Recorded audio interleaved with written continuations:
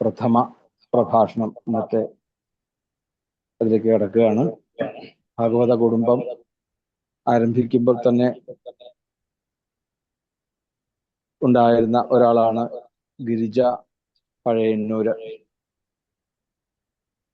ഉപാസനകളിൽ സ്ഥിരമായിട്ടില്ലെങ്കിൽ പോലും എപ്പോഴും ഭാഗവത കുടുംബത്തിന്റെ കാര്യങ്ങളായിട്ട് പരസ്പരം ബന്ധിച്ചുകൊണ്ടിരിക്കുന്നു. പലതരത്തിലുള്ള വൈഷമ്യങ്ങൾ ആരോഗ്യവശമായിട്ടുള്ള രീതിയിലുണ്ടെങ്കിൽ പോലും ഇവിടെ ആ ഭഗവാന്റെ കാരുണ്യം കൊണ്ട് പറയാൻ തയ്യാറാവുന്നു.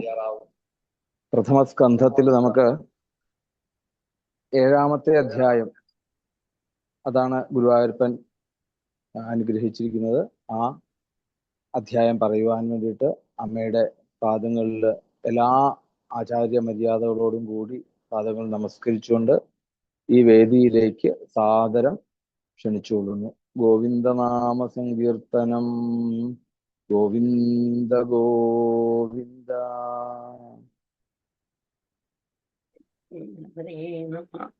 നമസ്തു ശ്രീ ഗുരുഭ്യോ നമ.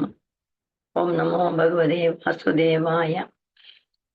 ഭഗവാനെയും നമ്മളുടെ ഗുരുവായ ബ്രഹ്മശ്രീ തിരുമേനിയെയും അച്ഛൻ തിരുമേനിയും മനസ്സുകൊണ്ട് ഞാൻ പാദ നമസ്കാരം ചെയ്യുന്നു.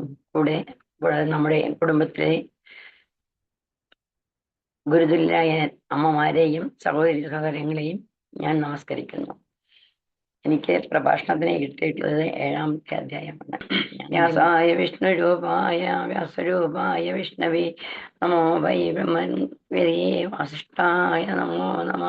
മൂകം കരോതി വാചാം പങ്കം ലംഘയതേ ഗിരിം യത്കൃപാതമഹം വന്ദേ പരമാനന്ദമാധവം. ഹരേ കൃഷ്ണ. എനിക്ക് തന്നിട്ടുള്ളത് ദ്രൗപദി പുത്രവധമാണ്. അതിൽ ആദ്യത്തെ 6 അധ്യായങ്ങളിൽ വെച്ച് പറയുന്നത് നമ്മളുടെ തുടക്കത്തിൽ തൊട്ടുള്ള 6 അധ്യായത്തില് നൈമിഷാരണ്യത്തിൽ ശൗനകാദി മുനിമാർ സൂതനോട് ഭാഗവതത്തെ കുറിക്കുന്ന ചോദിക്കുന്ന ചോദ്യമാണ്. പിന്നീട് പറയുന്നു, സൂതൻ പറയുന്ന മറുപടി ഭഗവത്കഥാ ശ്രവണ കീർത്തനങ്ങൾ കൊണ്ട് മോക്ഷം സിദ്ധിക്കുമെന്ന ആഖ്യാനവും ഭഗവത് ഭക്തി മാഹാത്മ്യത്തെ കുറിച്ചുള്ള വർണ്ണനയുമാണ്. 3-ാമത്തെ അധ്യായത്തിൽ പറയുന്നത് ഭഗവാന്റെ 24 അവതാരങ്ങളുടെ ചുരുക്കമായ വർണ്ണനയാണ്. 4-ാമത്തെ അധ്യായത്തിൽ പറയുന്നു വ്യാസമഹർഷിയുടെ സന്തോഷമില്ലാത്തതിന്റെ കാരണവും വ്യാസനാമശ്രത്തിൽ ദേവർഷിയായ നാരദ ഋഷിയുടെ ആഗമനത്തോടെയാണ്. 5-ാമത്തെ അധ്യായത്തിൽ നാരദ വ്യാസ സംവാദവും ഭഗവത് ഗുണകർമ്മ വർണ്ണനകളുടെ മാഹാത്മ്യവും ദേവർഷിയായ നാരദർ പറയുന്ന തന്റെ പൂർവ്വജന്മ വൃത്താന്തവുമാണ്. 6-ാമത്തെ അധ്യായത്തിൽ നാരദയുടെ പൂർവ്വജന്മ കഥാശേഷവും ബ്രഹ്മപുത്രനായി അവതരിപ്പാൻ കാരണമായ ഭഗവത് ആരാധനക്രമ വർണ്ണനയുമാണ്. 7-ാമത്തെ അധ്യായത്തിലാണ് പറയുന്നത് നാരദോപദേശിച്ചാൽ വ്യാസനിൽ നിന്നുണ്ടായ ഭാഗവത ആരംഭം, അതിൽ പരീക്ഷത്തിന്റെ ജന്മം വരുന്നു പരാമർശിക്കുന്നുണ്ട് ഘട്ടം. ഉറങ്ങിക്കിടക്കുന്ന ദ്രൗപദി പുത്രന്മാരെ അശ്വത്ഥമാമ വധിച്ചതും അദ്ദേഹത്തിന് ശ്രദ്ധിച്ച അവമാനവുമാണ്. അപ്പോൾ എങ്ങനെയാണ് ഈ 7-ാമത്തെ അധ്യായത്തിൽ പറയുന്നത് ദ്രൗപദി പുത്രവാദം എന്നാണ്. മഹാഭാരത ഇതെല്ലാം കഴിഞ്ഞ് എല്ലാവരും സമാധാനപ്പെട്ടിരിക്കുമ്പോഴാണ് അശ്വത്ഥമാവിന്റെ ഈ ക്രൂരത നടക്കുന്നത്. കുരുക്ഷേത്ര യുദ്ധം കഴിഞ്ഞു, പാണ്ഡവപക്ഷം ജയിച്ചു. പക്ഷെ ദ്രൗപദിയുടെ 5 മക്കളും ഉറക്കത്തിൽ കൊല്ലപ്പെട്ടു. ഒരു കുട്ടി വരുത്താൽ തന്നെ നമുക്ക് വളരെയധികം സങ്കടം ഉണ്ടാകും. അപ്പോൾ 5 മക്കൾ മരിച്ചാൽ, അതും വധിക്കപ്പെട്ടാൽ ഉണ്ടാകുന്ന ഒരു സങ്കടം എത്രയാണ് നമുക്ക് പറയാൻ പറ്റില്ല. ദ്രോണപുത്രരാണ് അവരുടെ മകനാണ് അശ്വത്ഥമാവ്. രാത്രിയുടെ മറവിൽ ചെയ്ത ഈ ക്രൂരകൃത്യത്തിന് പ്രതികാരം ചെയ്യാൻ അർജുനൻ പുറപ്പെട്ടു. ഭഗവാൻ ശ്രീകൃഷ്ണൻ അവിടെ സാരഥിയായി തന്നെ കൂടെ നിന്നു. അശ്വത്ഥമാവ് അർജുനനെ കണ്ട് ഭയന്ന് രക്ഷപ്പെടാൻ ബ്രഹ്മാസ്ത്രം പ്രയോഗിച്ചു. ശാസ്ത്രജ്ഞാനം ഉണ്ടായിട്ടും വിവേകമില്ലാതെ ലോകനാശം വരുത്തുന്ന ആയുധം തൊടുത്തു. ആ ബ്രഹ്മാസ്ത്രത്തിനെതിരെ ബ്രഹ്മാസ്ത്രം തന്നെ തൊടുക്കേണ്ടി വന്നു. ഇത് കണ്ട കൃഷ്ണൻ അർജുനനോട് പറഞ്ഞു, അർജുന, നീയും ബ്രഹ്മാസ്ത്രം പ്രയോഗിക്കൂ, അല്ലെങ്കിൽ ലോകമെല്ലാം നശിക്കും. അർജുനൻ ഗുരുപുത്രനെ കൊല്ലാൻ മടിച്ചെങ്കിലും ലോകരക്ഷയ്ക്കായി ബ്രഹ്മാസ്ത്രം തൊടുത്തു. 2 ബ്രഹ്മാസ്ത്രങ്ങൾ കൂട്ടിമുട്ടിയാൽ പ്രപഞ്ചം തന്നെ നശിക്കും. അത് കണ്ട മഹർഷിമാരെല്ലാം നാരദനും വ്യാസനും ഇടയിൽ ചെന്ന് ഇരുവരോടും അസ്ത്രങ്ങൾ പിൻവലിക്കാൻ ആവശ്യപ്പെട്ടു. അർജുനൻ ഗുരുപദേശത്താൽ അസ്ത്രം പിൻവലിച്ചു. പക്ഷേ അശ്വത്ഥമാവിന് അതിന് കഴിഞ്ഞില്ല. കാരണം ശുദ്ധിയില്ലാത്ത മനസ്സോട് കൂടിയിട്ടുള്ള ഒരാളാണ് അശ്വത്ഥമാവ്. അത് ദുരിതാസ്ത്രത്തോടെ പ്രയോഗിച്ചാൽ ബ്രഹ്മാസ്ത്രം തിരിച്ചെടുക്കാനും പറ്റില്ല. അപ്പോൾ എന്ത് ചെയ്യാൻ പറ്റും? ഒന്നും ചെയ്യാൻ പറ്റില്ല. അങ്ങനെ കൃഷ്ണന്റെ ശിക്ഷാവിധി വരികയാണ് അവിടെ. അശ്വത്ഥമാവ് ഒടുവിൽ ആ അസ്ത്രം ഉത്തരയുടെ ഗർഭത്തിലേക്ക് തിരിച്ചുവിട്ടു. ഉത്തരയുടെ വയറ്റിൽ നിന്ന് വളരുന്ന പരീക്ഷത്താണ് ഉള്ളത്. ആ പാണ്ഡവംശത്തിലെ അവസാനത്തെ കണ്ണി ആ വംശം ഒടിക്കാനുള്ള ശ്രമം നടത്തും. കൃഷ്ണൻ ഉടനെ അവിടെ പ്രവർത്തിച്ചു. സ്വന്തം സുദർശന ചക്രം കൊണ്ട് ഗർഭസ്ഥ ശിശുവിനെ രക്ഷിച്ചു. അതുകൊണ്ടാണ് ആ കുഞ്ഞിന് പരീക്ഷിത്ത് എന്ന പേര് വന്നത്. കൃഷ്ണനാൽ പരീക്ഷിക്കപ്പെട്ടവനാണ് പരീക്ഷിത്ത്, രക്ഷിക്കപ്പെട്ടവനാണ്. എന്നിട്ടും കൃഷ്ണൻ അശ്വത്ഥമാവൻ ശിക്ഷ വിധിച്ചു. നീ 1000 വർഷം ഭൂമിയിൽ ഒറ്റയ്ക്ക് അലയും. നിന്റെ ശരീരത്തിലുള്ള വ്രണങ്ങളിൽ നിന്ന് ചലവും ചോരയും ഒഴുകും. മരണം ആഗ്രഹിച്ചാൽ നിനക്ക് മരണം കിട്ടില്ല. അങ്ങനെ ബ്രാഹ്മണനായതുകൊണ്ട് വധശിക്ഷ നിനക്ക് പാടില്ല. പക്ഷേ മരണത്തേക്കാൾ ഭയാനകമായ ശിക്ഷ നൽകി അവന്റെ ശിരസിൽ ജനിച്ചപ്പോഴുണ്ടായിരുന്ന ആ ചൂടാമണി കൂടി അർജുനൻ അറുത്തെടുത്തു. ഇതെല്ലാം പറയുമ്പോഴും ദ്രൗപദിയുടെ മനസ്സിന് വളരെയധികം വിഷമമുണ്ടായിരുന്നു. ആ ദ്രൗപദിയുടെ മനസ്സിന്റെ ധാർമ്മിക ബോധം, മനസ്സിന്റെ ശുദ്ധതയാണ് നമ്മളിവിടെ കാണുന്നത്. ഇവിടെയാണ് ഈ അധ്യായത്തിലുള്ള ഏറ്റവും മനോഹരമായ ഭാഗവും. 5 മക്കളെ കൊന്ന അശ്വത്ഥമാവിനെ കെട്ടിയിട്ട് കൊണ്ടുവന്നപ്പോൾ ദ്രൗപദി എന്തു ചെയ്തു എന്താണെന്നറിയാമോ? അവൾ കരഞ്ഞില്ല, അദ്ദേഹം ശപിച്ചില്ല, ഇതൊന്നും ചെയ്തില്ല. പകരം അശ്വത്ഥമാവനെ നമസ്കരിച്ചുകൊണ്ട് പറഞ്ഞു, എന്റെ ഗുരുനാഥന്റെ പുത്രനാണ് അങ്ങ്. ഗുരുപത്നി കൃപി എന്ന പുത്രദുഃഖം അനുഭവിക്കരുത്. ഞാൻ അനുഭവിച്ചത് അവർ അനുഭവിക്കണ്ട. യുധിഷ്ഠിരൻ, നകുലൻ, സഹദേവൻ എല്ലാവരും ദ്രൗപദിയെ അനുകൂലിച്ചു. ഭീമൻ മാത്രം അതിനെ അനുകൂലിച്ചില്ല. ഭീമൻ പറഞ്ഞു, കൊല്ലണമെന്ന് തന്നെയാണ് ഭീമന്റെ വാദമുണ്ടായത്. ഒടുവിൽ കൃഷ്ണൻ പറഞ്ഞു, അർജുന, ബ്രാഹ്മണരെ കൊല്ലരുത് എന്നും ആദതായിയെ കൊല്ലണമെന്നും ശാസ്ത്രമുണ്ട്. അതുകൊണ്ട് നീ രണ്ടും വാരിക്കൂ. അവനെ കൊല്ലാതെ അവന്റെ അഹങ്കാരത്തെ ശമിപ്പിക്കുക എന്നാണ് പറഞ്ഞത്. അങ്ങനെ അർജുനൻ അശ്വത്ഥമാവിന്റെ ശിരോരത്നം തേജിച്ച് തലമൊട്ടയടിച്ച് ആട്ടിയോടിച്ചു. ഈ ദ്രൗപദി പുത്രവധം എന്ന കഥ നമ്മളോട് പറയുന്നത് കുറച്ച് കാര്യങ്ങളുണ്ട്. ഒന്ന്, വിദ്യ ഉണ്ടായിട്ട് നമുക്ക് കാര്യമില്ല, വിനയം വേണം. അശ്വത്ഥമാവ് ബ്രഹ്മാസ്ത്രം പഠിച്ചവനാണ്. പക്ഷെ അദ്ദേഹത്തിന്റെ അഹങ്കാരവും പ്രതികാരവും കൊണ്ട് അദ്ദേഹം അത് ദുരുപയോഗിച്ചു. ക്ഷമയുടെ ശക്തി, ദ്രൗപദിയുടെ ക്ഷമ നമ്മെ ചിന്തിപ്പിക്കണം. സ്വന്തം മക്കളെ കൊന്നവനോട് പോലും കരുണ കാണിച്ച സ്ത്രീയാണ് ദ്രൗപദി. ഭഗവാൻ ഭക്താപരാധനാണ്. ഉത്തരയുടെ ഗർഭം രക്ഷിക്കാൻ കൃഷ്ണൻ തന്നെ ഇടപെട്ടു. ശരണാഗതർക്ക് ഭഗവാൻ കൃഷ്ണൻ എപ്പോഴും കൂടെയുണ്ട് എന്നുള്ള എൻ്റെ ഒരു തെളിവാണ് അത്. ഇനി പരീക്ഷത്ത് രക്ഷപ്പെട്ടു.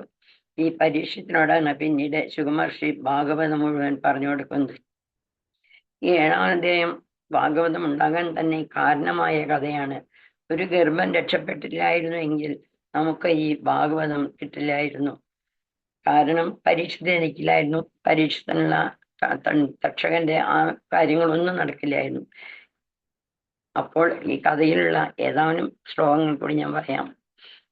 ഭക്തിയോഗേന മനസ്സി സമ്യക് പ്രണീരേത്വമലെ അവശ്യത് പുരുഷം പൂർവം മായാം ജാതതുപാശ്രയാം. ഭക്തിയോഗത്താൽ കാമരാഗാദി ദോഷങ്ങൾ നീങ്ങി പരിശുദ്ധമായി ഇളക്കമില്ലാത്ത മനസ്സ് നിലച്ചപ്പോൾ ആദ്യം അതിൽ പ്രകാശിച്ചുകൊണ്ടിരിക്കുന്ന പരപുരുഷനെയും പിന്നെ അവനെ ആശ്രയിച്ചുകൊണ്ടിരിക്കുന്ന മായയെയും കണ്ടു. യയാ സമോഹിത ജീവ ആത്മാനം ത്രിഗുണാത്മകം പരോപി മനുതേനർത്ഥം തത്കൃതം ചാവിപദ്ധ്യതേ. സത്വം, രജസ്, തമസ് എന്ന 3 ഗുണങ്ങളെയും അതിക്രമിച്ചിരിക്കുന്ന ജീവൻ പരമാത്മാവ് തന്നെയാകുന്നെങ്കിലും ഈശ്വരനെ ആശ്രയിച്ചിരിക്കുന്ന മായയുടെ ആവരണശക്തിയെ മറയ്ക്കപ്പെട്ടവനായപ്പോൾ സ്വരൂപത്തെ അറിയാത്തവനായിട്ട് ത്രിഗുണങ്ങളുടെ സ്വരൂപത്തോടു കൂടി അവനാണ് താൻ എന്ന് തെറ്റായിട്ട് ധരിക്കുന്നു. ഇതിന് മോഹമെന്ന് പേര്. ഇത് നിമിത്തം വാസ്തവത്തിൽ കർത്താവ് ഭോക്താവ് എന്ന സ്ഥിതിയില്ലാതിരിക്കെ ഞാൻ കർത്താവ് ഗുണഭോക്താക്കളെ അനുഭവിക്കുന്നു എന്നീ വിധം ഭാവനകൾ നിമിത്തമുണ്ടാകുന്ന അനർത്ഥത്തെ പ്രാപിക്കുന്നതിനെയും വ്യാസർ സാക്ഷാൽ നമ്മൾ കണ്ടറിഞ്ഞു. അനർത്ഥോപശമം സാക്ഷാൽ ഭക്തിയോഗം അധോക്ഷജേ ലോകസ്യാജനതോ വിദ്വാംസ് ചക്രേ സാത്വത സംഹിതം. അന്വർത്ഥങ്ങളെ നശിപ്പിക്കുന്ന വിഷ്ണുവിനെ കുറിച്ചുള്ള ഭക്തിയോഗത്തെയും കണ്ടു. ഇവയെല്ലാം ഹൃദയമേൽ കണ്ടറിഞ്ഞ വ്യാസർ ഈ വിധം അറിയാതെ വലയുന്ന ജനങ്ങൾക്ക് വേണ്ടി ഭാഗവതത്തെ നിർണയിച്ചു. അതെങ്ങനെയെന്നാൽ വിദ്യാശക്തി കൊണ്ട് മായയെ നിയമിക്കുന്നവനും മറവില്ലാത്ത സ്വരൂപനത്തോടുകൂടിയവനും എല്ലാം അറിഞ്ഞവനും എല്ലാറ്റിനും ശക്തനുമായി നിൽക്കുന്നവൻ ആരോ അവനാണ് ഈശ്വരൻ. ഈശ്വരനെ ആശ്രയിച്ചിരിക്കുന്നവൻ മായയാൽ മറയ്ക്കപ്പെട്ട സ്വരൂപത്തോടു കൂടിയവനായാൽ ഞാൻ സുഖി ദുഃഖി എന്നിങ്ങനെ മോഹത്തോടു കൂടിയവൻ ആരോ അവൻ ജീവൻ. ആ ജീവൻ ഈശ്വരനിൽ ഭക്തി ഉണ്ടാകുമ്പോൾ സ്വസ്വരൂപം ഇന്നതാണെന്നുള്ള ഒരു അറിവുണ്ടാകും. ആ ബോധിപ്പിച്ച് ആ ജീവമുക്താവ് എങ്ങനെ ഈ ബന്ധമോക്ഷങ്ങളുടെ സ്വരൂപത്തെ മോദിപ്പിച്ച് പ്രാണികളെ ജന്മമരണ കശങ്ങളിൽ നിന്ന് ഉയർത്തിവിടുന്നത് തന്നെ ഭാഗവത ധർമ്മമാണ്. യസ്യാവൈശ്രൂയമാണായ കൃഷ്ണേ പരമപുരുഷേ ഭക്തിരുപദ്യതേ പുംസ ശോകമോഹഭയാപഹാം. ഭാഗവതം അന്വർത്ഥത്തെ നശിപ്പിക്കുന്നത് എങ്ങനെയെന്ന് കാണിക്കുന്നു.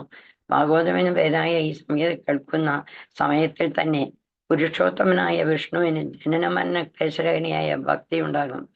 ആധ്യാത്മികം, ആദിദൈവികം, ആദിഭൗതികം എന്നിങ്ങനെയുള്ള 3 വിധ താപങ്ങളെ ശോകം എന്ന് പറഞ്ഞു വരുന്നു. ദേഹമേ ആത്മാവെന്നുള്ള വിചാരമാണ് മോഹം. നരകാദി ലോകത്തിൽ നിന്നും അനുഭവിക്കേണ്ടി വരാവുന്ന ദുഃഖത്തെക്കുറിച്ചുള്ള ചിന്തയെന്ന ഭയം. ഈ 3 വിധ അനർത്ഥ ശ്രവണങ്ങളാൽ ആനന്ദമയായി ഭക്തി ഉണ്ടാകും. ഭക്തി, ഭഗവാൻ, ഭാഗവതം ഈ 3ഉം ഒന്ന് തന്നെയെന്ന് കൂടി നമുക്ക് പറയാം. സസംഹിതായ ഭാഗവതി കൃത്വാനുക്രമിച്ചാത്മജം സുഖമധ്യാപയാമാസ്യ നിവൃത്തി നരദം മുനി. വ്യാസമുനി ഭാഗവത ഗ്രന്ഥത്തെ ഉണ്ടാക്കി നന്നായി പരിശോധിച്ച ശേഷം നിവൃത്തി മാർഗത്തിൽ താല്പര്യമുള്ളവനും സ്വപുത്രനുമായ സുഗരെ പഠിപ്പിച്ചു. നിവൃത്തിമാർഗ താല്പര്യരാണ് ഭാഗവതം പഠിക്കാനും കേൾക്കാനും ഉത്തമാധികാരികളെന്ന് സൂചിപ്പിച്ചു. സുഗർ മുനിയും നിവൃത്തിമാർഗത്തിൽ താല്പര്യമുള്ളവനും പരമാത്മാവിൽ രമിച്ചുകൊണ്ടിരിക്കുന്നവനും മറ്റുള്ള സർവത്തിലും ഉപേക്ഷാഭാവത്തോടു കൂടിയവനുമല്ലയോ? ഇത്രയും വലുതായ ഭാഗവതത്തെ അദ്ദേഹം എന്തിനു വേണ്ടി പഠിച്ചു? അപ്പോൾ സുഗതൻ പറയുന്നതാണ്, ആത്മാരാമാശ്രമനയോ നിർഗ്രന്ഥ അപര്യുക്രമേ കുർവന്തി ഹൈതുകി ഭക്തിമിത്തം ഭൂതഗുണോഹരി. ആത്മുനികൾ ഹൃദയത്തിലുള്ള അഹങ്കാരം മുതലായ ഗ്രന്ഥികൾ നശിച്ചവരും പരമാത്മാവിൽ രമിക്കുന്നവരുമാകുന്നു. എങ്കിലും ത്രിവിക്രമനായ ഭഗവാനിൽ ബലേച്ഛ ഇല്ലാത്തായ ഭക്തിയുള്ളവരാകുന്നു. വിഷയേച്ഛുള്ളവരുടെയും വിരക്തന്മാരുടെയും മനസ്സിനെ അപഹരിക്കുവാൻ തക്ക ഗുണമുള്ളതാകുന്നു ശ്രീഹരി. മഹാമഹിമയുള്ള ശ്രീശുഖരുടെ മനസ്സ് ശ്രീഹരിയുടെ ഗുണങ്ങളിൽ അധികം താല്പര്യമുള്ളതാകുന്നു.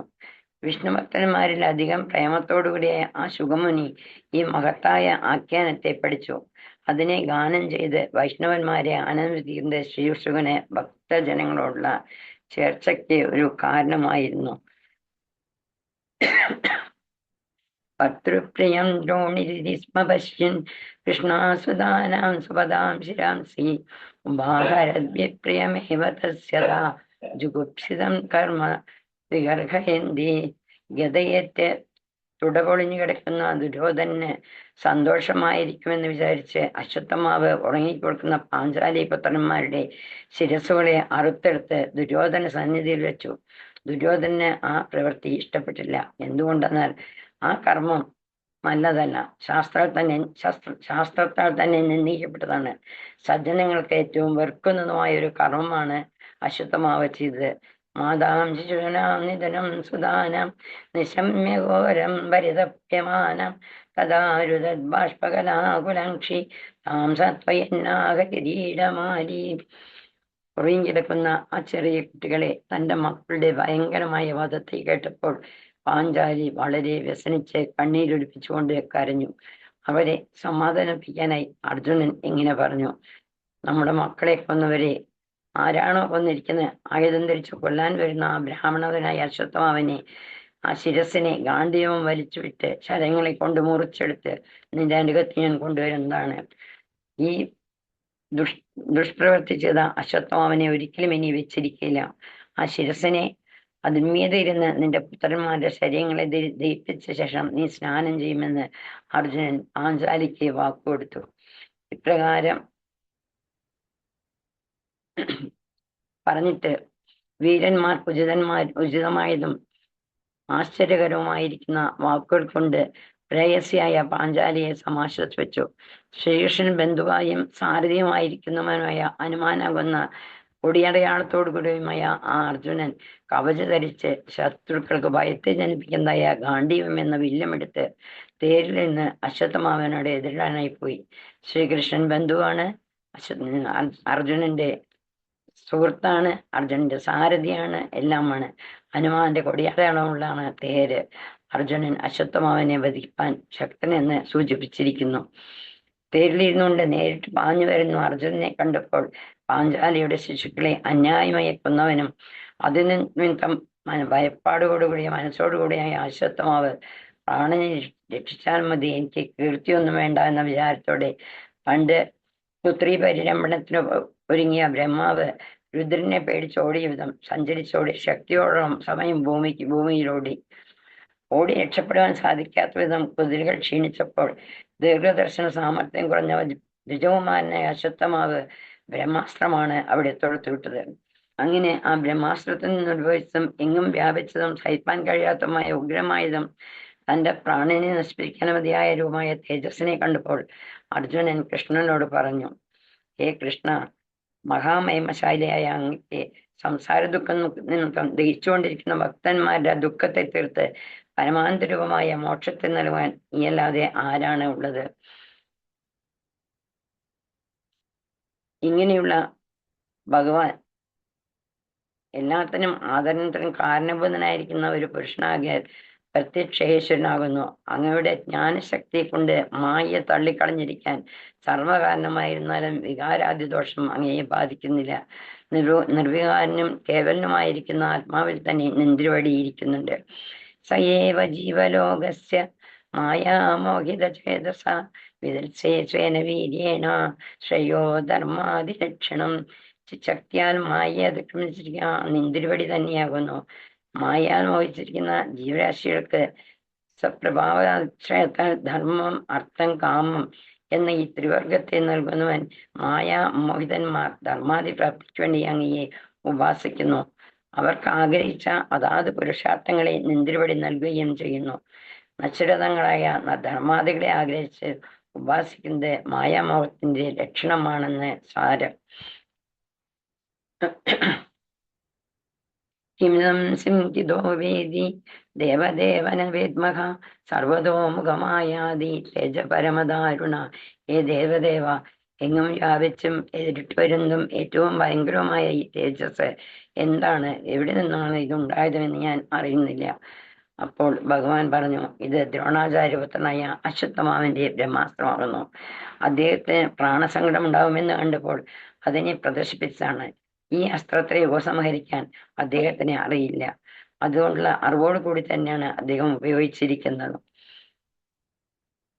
ശത്രുവീരന്മാരെ സംഹരിക്കുന്നതിന് സമർത്ഥനാമമായ അർജുനൻ ഭഗവാൻ അരുളി ചെയ്ത് കേട്ട് ഉടൻ ജലമെടുത്ത് ആചമനം ചെയ്തു. കൃഷ്ണനെ പ്രദർശനം ചെയ്ത ശേഷം തന്റെ ബ്രഹ്മാസ്ത്രത്തിന് നേർക്ക് ബ്രഹ്മാസ്ത്രം തന്നെ ഉപയോഗിച്ചു. ഉടനെ 2 ബ്രഹ്മാസ്ത്രങ്ങളുടെ തേജസ്സം ഒന്നായി കിടന്നു. ആകാശം, ഭൂമി, അന്തരീക്ഷം മുഴുവനും വ്യാപിച്ച് ഓരോന്നിനെയും വേർതിരിച്ചറിയാൻ സാധിക്കാത്ത വിധം അത് മറച്ചു. പ്രളയകാലത്തിൽ ആദിശേഷന്റെ മുഖത്തിൽ നിന്ന് പോകാവുന്ന തീയും സൂര്യന്റെ ഉഗ്രമായ കാന്തിയും മായി ചേർന്ന പോലെ അത് വർദ്ധിച്ചു. അശ്വത്ഥമാവനെ അർജുനൻ രണ്ടുപേരും പ്രയോഗിച്ചതും 3 ലോകങ്ങളെയും ത്യജിപ്പിക്കുന്നതും മഹത്വമായ അസ്ത്രമാകിയാൽ ദഹിക്കപ്പെടുന്ന സർവപ്രാണികളും പ്രളയകാലാഗ്നിയോന്നാണ് വിചാരിച്ചത്. അസ്ത്രാഗ്നി നിമിത്തം പ്രജകൾ സങ്കടപ്പെടുന്നതിനെയും ലോകം നശിക്കുന്നതിനെയും ശ്രീകൃഷ്ണന്റെ അഭിപ്രായത്തെയും നന്നായി അറിഞ്ഞ അർജുനൻ 2 അസ്ത്രത്തെയും അവിടെ ഉപസംഹരിക്കേണ്ടത്. പിന്നെ കോപം കൊണ്ട് അദ്ദേഹത്തിന്റെ കണ്ണുകളെല്ലാം ചുവന്നുപോയി. അർജുനൻ ഗൗതമവംശത്തിൽ ജനിച്ച കൃപിയുടെ പുത്രനും ക്രൂരനുമായ അശ്വത്ഥമാവനെ യാഗത്തിനായിട്ട് പശുവിനെ കയറുകൊണ്ട് കെട്ടി, കരുണയില്ലാത്ത പോലെ കെട്ടി. ആ ബന്ധനം ധർമ്മമാണെന്നും കാണിക്കാൻ വേണ്ടിയായിരുന്നു. യോഗത്തിൽ പശുവിനെ ബന്ധിക്കുന്നതും ധർമ്മം തന്നെയാണല്ലോ. ആ സമയത്ത് പ്രാണിവധം കഷ്ടമാണെന്നാണ്. കരുണയ്ക്ക് അവിടെ അവകാശമില്ല. ശത്രുവിനെ കയറുകൊണ്ട് കെട്ടി താമസിപ്പിക്കുന്ന സ്ഥലത്തേക്ക് ബലാൽ വലിച്ചുകൊണ്ടുപോകാൻ ശ്രമിക്കുന്ന അർജുനനോട് താമരപതളം നീണ്ടു നിൽക്കുന്ന കണ്ണോടോടുകൂടിയ ഭഗവാൻ ഏറ്റവും കോപഭാവത്തെ പ്രകാശിച്ചുകൊണ്ട് പറഞ്ഞു, പുത്രവധം നിമിത്തം ദുഃഖവും കോപവും നിറഞ്ഞിരിക്കുന്നവനാണെങ്കിലും അർജുനന്റെ ധർമ്മനിഷ്ഠയെ പ്രകാശിപ്പിക്കുന്നവനാണ് ശ്രീകൃഷ്ണൻ പറഞ്ഞു എന്നും പറഞ്ഞു. അതിനാണ് താമരദളം പോലെയുള്ള കണ്ണ് എന്ന് പറഞ്ഞത്. ഹേ പാർത്ഥ, യാതൊരു കുറ്റവും ചെയ്യാത്ത കുട്ടികൾ രാത്രി കിടന്നുറങ്ങുമ്പോൾ കരുണയില്ലാതെ കൊന്ന ഈ ബ്രാഹ്മണതാമനെ രക്ഷിക്കുക എന്നത് നിനക്ക് ഉചിതമല്ല. ഇവനെ സംഹരിക്കുക. ബാലന്മാർ ഉറങ്ങുന്നവർ രാത്രി സമയം ഈ 3 വിശേഷങ്ങളും വധിച്ചതിനുള്ള അധർമ്മത്തെ കാണിക്കുന്നു. ശത്രുവായാലും കുട്ടിയെ കൊല്ലുമെന്നത് ധർമ്മമല്ല. അതാണ് ആദ്യമേ പറഞ്ഞത്. ധർമ്മശാസ്ത്രപ്രകാരം കൊന്നുകൂടാത്തവരെ കാണിക്കുമെന്ന് മദ്യാതി സേവ നിമിത്തം ബുദ്ധിക്ക് മാന്യം ഭവിച്ചവനോ മറ്റു വിഷയങ്ങളും മനസ്സ് ചെല്ലുകയാൽ യുദ്ധത്തിൽ ശ്രദ്ധ വയ്ക്കാതെ നിൽക്കുന്നവനോ പിത്താദിക്ക് മുതലായ ദോഷത്തിൽ ഭ്രാന്തനായിരിക്കുന്നവനോ ഉറങ്ങുന്നവനോ കുട്ടിയോ ഉത്സാഹരഹിതനോ സ്ത്രീയോ ശരണം പ്രാപിച്ചനോ തേര് ഉടഞ്ഞു പോകുന്ന നിമിത്തം വാഹനമില്ലാതെ നിൽക്കുന്നവനോ ഭയപ്പെട്ടവനായ ശത്രുവിനെ ധർമ്മം മറയുന്നവൻ കൊല്ലുകയില്ല. ആകയാൽ ആ കുട്ടികളെ കൊന്നവൻ ധർമ്മിഷ്ഠനല്ല. അതുകൊണ്ട് അശ്വത്ഥമാവ് വന്ധ്യനാകുന്നു എന്നാണ് പറയുന്നത്. യാതൊരു ദുഷ്ടൻ കരുണയില്ലാതെ ഹിംസിച്ച് തന്നെ രക്ഷിക്കുന്നുവോ അവനെ രാജാവ് ഹിംസിക്കുന്നത് അവന് തന്നെ ശ്രേയസ്കരമോ? എന്തുകൊണ്ടെന്നാൽ അവന് രാജശിക്ഷയല്ലാതെ പോയാൽ അവന്റെ മരണാന്തരം ജീവൻ നരകത്തിൽ ചെന്നു ചേരുന്നു. ആർക്ക് രാജശിക്ഷ നിമിത്തം താൻ ചെയ്ത ദോഷത്തെക്കുറിച്ച് പരിതപിക്കാൻ ഇടവരുന്നുവോ അവന് മരണാനന്തരം നരകപ്രാപ്തിയുമില്ല. ഇങ്ങനെയെല്ലാം പറയുന്ന നിന്റെ പുത്രന്മാരെ വരെ കൊന്നവന്റെ ശിരസിനെ ഞാൻ കൊണ്ടുവന്നു തരാം എന്ന് പാഞ്ചാലിയോട് പ്രതിജ്ഞ ചെയ്തിട്ടുണ്ട് ഭീമൻ. അപ്രകാരം പ്രതിജ്ഞ ചെയ്തുകൊണ്ട് പുത്രന്മാരെ കൊന്നവരെ കൊണ്ടുവരാൻ ആയുധമെടുത്തവനും പൊരുത്തിയെ നശിപ്പിച്ചുകൊണ്ട് അവന്റെ സ്വാതിയായ ധൃതരാഷ്ട്രനും ദുര്യോധനനും കൂടെ അഹിതം പ്രവർത്തിച്ചതുമല്ല ഈ പാവികളെ എല്ലാം ഞാൻ സംഹരിക്കുമെന്നാണ് ഭീമൻ പറയുന്നത്. കൃഷ്ണപ്രിയനും സാരഥിയുമായി സിദ്ധിച്ചിരിക്കുന്ന അർജുനൻ തന്റെ കൂടാരത്തിൽ പ്രവേശിച്ചു. അശ്വത്ഥമാവ വന്ന മക്കളെ കുറിച്ച് വ്യസനിച്ചുകൊണ്ടിരിക്കുന്ന ആ പാഞ്ചാലിയുടെ മുമ്പിൽ അവനെ ആ ഗുരുപുത്രനെ കൊണ്ടുപോയി നിർത്തി. എന്നതിന് ശേഷം പശുവിനെ എന്ന പോലെ കയറിയിട്ടുള്ള തന്റെ മുമ്പാകെ നിർത്തിയിരിക്കുന്ന ആ ഗുരുപുത്രൻ തനിക്ക് ദോഷം ചെയ്തവനുമാണ്. അവൻ ചെയ്ത ഹീനകർമ്മത്തെ ഓർത്ത് താഴ്ത്തിൽ നിൽക്കുന്ന ആരാഗ്യനുണ്ടെങ്കിലും ഗുരുപുത്രനാണ് കണ്ട ഉടനെ അതിധർമ്മിഷ്ഠയും മനോഹരമായ സ്വഭാവമുള്ളവളുമായ പാഞ്ചാലി കരുണയ്ക്കതിഥിയായി അങ്ങനെ സംഭ്രമിച്ചെഴുന്നേറ്റ് കാൽക്കൽ വീണ് നമസ്കരിക്കുകയാണ് ഉണ്ടായത്. അശ്വത്ഥമാവിനെ ബന്ധിച്ചത് കണ്ടപ്പോൾ സഹിക്കവയ്യാതെ കരുണയോട് പറഞ്ഞു, അഹോ കഷ്ടം, ഇത്രയും ഇദ്ദേഹം ബ്രാഹ്മണനാണ്, വിശേഷിച്ചും ഗുരുവാണ്, കെട്ടഴിച്ചു വിടുക എന്ന് പറഞ്ഞു. പുത്രൻ പിതാവ് തന്നെ എന്ന് അശ്വത്ഥമാവ് ദ്രോണൻ തന്നെയെന്ന ഗുരു പറഞ്ഞത്. അതായത് ഗുരു ദ്രോണനാണെങ്കിൽ പോലും ഗുരുവിന്റെ പുത്രനും ദ്രോണന് സമമായിട്ട് കരുതണമെന്നായിരുന്നു ദ്രൗപദിയുടെ വാക്യം.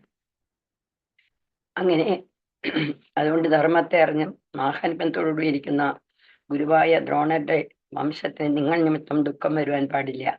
ആ വംശത്തെ എപ്പോഴും പൂജിക്കുകയും വന്ദിക്കുകയും ചെയ്യേണ്ടത് ധർമ്മമാകുന്നു. പാഞ്ചാലി പരമധർമ്മജ്ഞയാണെന്നാണ് അവിടെ വ്യക്തമാക്കുന്നത്. ഈ ബ്രാഹ്മണന്റെ അമ്മയായ കൃപി മഹാപതിവ്രതയായിരുന്നു. അവരുടെ പുത്രൻ എന്റെ മക്കളെ കൊന്നുകൊണ്ട് എന്ന് ഞാനൊരിക്കലും കേൾക്കാനും പാടില്ല എന്നാണ് ദ്രൗപദി പറഞ്ഞത്. ബ്രാഹ്മണ മാഹാത്മ്യത്തെ നന്നായി ധരിപ്പാൻ തക്ക ബുദ്ധിവൈഭവമില്ലാത്ത ഏത് ക്ഷത്രിയന്മാർ ബ്രാഹ്മണകുലത്തെ കോപിക്കുന്നുവോ ആ ബ്രഹ്മകുലം ആ ക്ഷത്രിയന്മാരുടെ കുലത്തെ മൂലത്തോട് ദഹിപ്പിക്കുകയുണ്ടാകും. അപ്പൊ ഇത്രയും കേട്ടപ്പോ സൂതൻ പറയുകയാണ്, ബ്രാഹ്മണരെ ധർമ്മം, ന്യായം, കരുണ, പരമാർത്ഥം, സമത, മഹത്വം ഇതെല്ലാം ഇങ്ങനെയുള്ള ഈ 6 ഗുണങ്ങൾ വാക്കുകൾക്കുണ്ടായിരിക്കേണ്ടതാണ്. എല്ലാ ഗുണങ്ങളും വേണ്ടവിധം ഉള്ളതായ പാഞ്ചാലിയുടെ വാക്കിനെ രാജാവായ ധർമ്മപുത്രർ അഭിനന്ദിച്ചു. അഴിച്ചുവിടാനായിട്ട് പറഞ്ഞു. ധർമ്മപുത്രർ പറഞ്ഞു, അഴിച്ചുവിട്ടോളൂ എന്ന് പറഞ്ഞു. അപ്പൊ ധർമ്മജ്ഞനാണ് അദ്ദേഹം, സത്യസന്ധനാണ്. അങ്ങനെയാണ്, അതുകൊണ്ടാണ് ബ്രാഹ്മണരെ കോപിക്കരുത് എന്നുള്ള മഹത്വം 6 സംഗതിയിൽ ഞാൻ എടുത്തു കാണിച്ചത്. അഗ്രസഹദേവന്മാരും പാഞ്ചാലിയുടെ വാക്കിനെ നകുലൻ, സഹദേവൻ, സാത്വികി, അർജുനൻ, ഭഗവാൻ ശ്രീകൃഷ്ണനും അവിടെ നിന്നുള്ള മറ്റ് മാന്യന്മാരായ മാന്യസ്ത്രീകളും അഭിനന്ദിച്ചു. ചോദിച്ചുകൊണ്ടിരിക്കുന്ന ഭീമൻ രാജ്ഞിയുടെ വാക്കിനെ അനുവദിച്ചില്ല. എന്തെന്നാൽ തനിക്കും സ്വാമിക്കും യാതൊരു പ്രയോജനവും ഉണ്ടാവാൻ വഴിയില്ലാത്ത ശിശുവധം നടത്തിയിട്ടുള്ള ഈ ദുഷ്ടൻ അതിനെ വധിക്കുകയാണ് നല്ലത്, തന്നെയാണ് ശ്രേയസ്കരം. അതാണ് നല്ലത്. അധർമ്മപ്രവൃത്തിക്ക് ഉചിതമായ നരകം അവന് സിദ്ധിക്കുമോ എന്നാണ് ഭീമൻ പറഞ്ഞത്. അങ്ങനെ ക്രോധിച്ചുകൊണ്ടെടുക്കുന്ന ഭീമസേനനും ക്ഷമയോടുകൂടെ ദ്രൗപദി പറഞ്ഞതിനെ കേട്ടു. ഭഗവാൻ ശ്രീകൃഷ്ണൻ 4 കൈകളെ അവർക്ക് കാണത്തക്ക വിധം പ്രകാശിച്ചുകൊണ്ട് എന്തു ചെയ്യേണ്ടുവെന്ന് സംശയിച്ചു നിൽക്കുന്ന അർജുനനെ നോക്കി മന്ദഹാസം ചെയ്യുന്നു. ഇങ്ങനെ പറഞ്ഞു. ഭീമൻ വധിക്കാൻ ഭാവിച്ചു. ദ്രൗപദി തടുത്തു. അർജുനൻ സംശയഗ്രസ്തനായി. ഈ സ്ഥിതിയായപ്പോൾ ഭഗവാൻ അവിടെ പുറപ്പെട്ടു. ബ്രാഹ്മണരെ ഹനിക്കരുത്. ആയുധം ധരിച്ച് കൊല്ലുവാൻ വരുന്നവൻ വേദാന്തം മുഴുവൻ അറിഞ്ഞിരിക്കുന്ന ബ്രാഹ്മണനാണെങ്കിലും ആദതായി അവനെ കൊല്ലുന്നതിൽ ദോഷമില്ല. ഈ 2 സംഗതിയും ശാസ്ത്രത്തിൽ ഉറപ്പിച്ച് എന്റെ വാക്യമാവുന്നു. അതാണ് ഭഗവാൻ പറഞ്ഞത്. ലോകത്തിന്റെ മര്യാദയെ നിലനിർത്തുവാനായി ശാസ്ത്രരൂപേണ ഞാൻ ചെയ്തതായ ഈ 2 ശാസനകളും നീ പരിപാലിച്ചോളുക. മക്കൾ മരിച്ച ദുഃഖത്താൽ കരുന്ന നിന്റെ പ്രയസ്സയോട് നീ ചെയ്തതായ ശബ്ദത്തെ പരിപാലിക്കത്തക്ക വേണം. അത് നിന്റെ പ്രിയമതയ്ക്ക് കൊടുത്തിട്ടുള്ള വാക്കാണ്. ഭഗവാൻ ചെയ്ത വാക്കുകളിൽ നിന്നും അഭിപ്രായം എന്നതാണെന്നറിഞ്ഞ അർജുനൻ ഉടനെ വാൾ കൊണ്ട് അശ്വത്ഥാമാവിന്റെ ശിരസിലുണ്ടായിരുന്ന ആ രത്നത്തെ തലമുടിയോടുകൂടി അപഹരിച്ചു. നിരപരാധികളായ ബാലന്മാരെ ഹനിച്ച നിമിത്തം ബ്രഹ്മതേജസ് നശിപ്പിച്ചിരിക്കുന്ന കയറുകൊണ്ട് ബന്ധിക്കപ്പെട്ടതുമായ അശ്വത്ഥാമാവിനെ കെട്ടഴിച്ച് തേജസ്സോടും രത്നത്തോടും കൂടാതെ പുറത്തേക്ക് അയച്ചു. ഭവനം ദ്രവിണാദാനം സ്ഥാനാനിത്യാപണം ദദാ ഏഷയിൻ ബ്രഹ്മബന്ധൂനാം വധോനാന്യസ്ഥിതൈഹികാം. ശ്രീകൃഷ്ണൻ പറഞ്ഞ വിധം എല്ലാം സാധിപ്പിച്ചു. അർജുനൻ എന്ന് കാണിപ്പാൻ ബ്രാഹ്മണധാമന്മാർക്ക് വിധിച്ചിട്ടുള്ള വധശിക്ഷയുടെ സ്വരൂപമാണ് പറയുന്നത്. തലമുടി അരിയുക, പിഴ വസൂലാക്കുക, ഇരിക്കുന്ന സ്ഥലത്ത് നിന്ന് ഓടിക്കുക, ഇതാണ് അവർക്കുള്ള വധം. അല്ലാതെ ശരീരത്തെ വധിക്കുന്നതല്ല. മണിയെ അപഹരിച്ചതോടുകൂടി തലമുടി മുറിച്ചതിനാലും വധിച്ചതിന് തുല്യമായതിനാൽ പ്രതിജ്ഞാ പരിപാലനം നടന്നു കഴിഞ്ഞു. ശാസ്ത്ര മര്യാദ അനുസരണവും ഇവിടെ സാധിച്ചു. പുത്രശോകാതുരാ സർവേ പാണ്ഡവ സഹകൃഷ്ണയാ സ്വാനാമൃതാനാം മൃത്യം ചകുർനിർഹരാനികം. പുത്രന്മാരുടെ നാശന നിമിത്തം വ്യസനിച്ചിരിക്കുന്ന പാണ്ഡവന്മാരവരെയും പാഞ്ചാലിയും അധവന്മാരായ മക്കളുടെ ശവദാദികളുടെ എല്ലാം നടത്തി. അങ്ങനെയാണ് ഈ അധ്യായത്തിനെ ഇവിടെ അവസാനിപ്പിക്കുന്നത്. ഞാൻ പറഞ്ഞത് നിറയെ തെറ്റുകൾ ഉണ്ടാവും. എനിക്കറിയില്ല പ്രഭാഷണമൊന്നും. അതുകൊണ്ട് സദയം എല്ലാവരും എന്നോട് ക്ഷമിക്കണം. ഹരേ കൃഷ്ണ. കായേന വാചാ മനസേന്ദ്രിയർവ ബുദ്ധ്യാത്മാവാ പ്രകൃതേ സ്വഭാവാത് കരോമി യദ്സകലം പരസ്മൈ നാരായണായേതി സമർപ്പയാമി. കരചരണകൃതം വാ കർമ്മചങ്കായം വാ ശ്രവണദാനം വാ മാനസം വാ വിരാതം വിഹിതമഹിതം വാ സർവമേ ക്ഷമസ്വം ശ്രീമഹാദേവശം പറ്റണോ. ഗോവിന്ദനാമ സങ്കീർത്തനം. ഗോവിന്ദ ഗോവിന്ദ. എന്തായാലും കണ്ണൻ കാരുണ്യവാനാണെന്നുള്ളതിന്റെ ഒരു തെളിവാണ് സത്യത്തിൽ ഇവിടെ ഈ ഒരു എന്താ പറയാ പ്രഭാഷണം അമ്മ കണ്ണന്റെ മുമ്പിൽ. കാരണം ഇന്ന് രാവിലെ കൂടി പറഞ്ഞു എനിക്ക് പറ്റില്ല തിരുവേണി, വോയിസിന്റെ വോക്കലിന്റെ ഒരു ചെറിയ പ്രോബ്ലം ആയിട്ട് ഒരു കംപ്ലീറ്റ് റെസ്റ്റ് പറഞ്ഞതാണ്. പിന്നെ എല്ലാം വിട്ട് ഡോക്ടറുടെ വാക്കിനെയും വിട്ടുകൊണ്ട് പറയാം എന്ന് പറഞ്ഞപ്പോ തയ്യാറായിട്ട് ഒക്കെ ഇരിക്കാൻ പറഞ്ഞ് തയ്യാറായിട്ടിരുന്നപ്പോഴത്തേക്കും അല്ല, കണ്ണൻ പറഞ്ഞു ഗിരിജ തന്നെ പറയും എന്നുള്ള രീതിയിൽ. എന്തായാലും വളരെയധികം സന്തോഷം. ഇതൊരു പാഠമാണ് ശരിക്കും മറ്റുള്ളവർക്ക്, അല്ലേ? വേണം എന്ന് മോഹിച്ചു കഴിഞ്ഞാൽ കണ്ണൻ ഒരിക്കലും നമ്മളെ കൈവിടില്ല എന്നുള്ള ഉറച്ച ഒരു ബോധ്യവും കൂടി നമ്മളെ മുമ്പിൽ പ്രത്യക്ഷമായിട്ട് കാണിച്ചു തന്ന അമ്മയുടെ അസുഖങ്ങളൊക്കെ വേഗം, ധാരാളം പ്രോബ്ലങ്ങളുണ്ട് ആരോഗ്യം, അതൊക്കെ മാറി ഇനിയും ഗുരുവായൂരപ്പൻ്റെ കഥ പറയാനും പാടാനും ഒക്കെ സാധിക്കട്ടെ എന്ന് നമുക്ക് അമ്മയോട് പ്രാർത്ഥിക്കാം.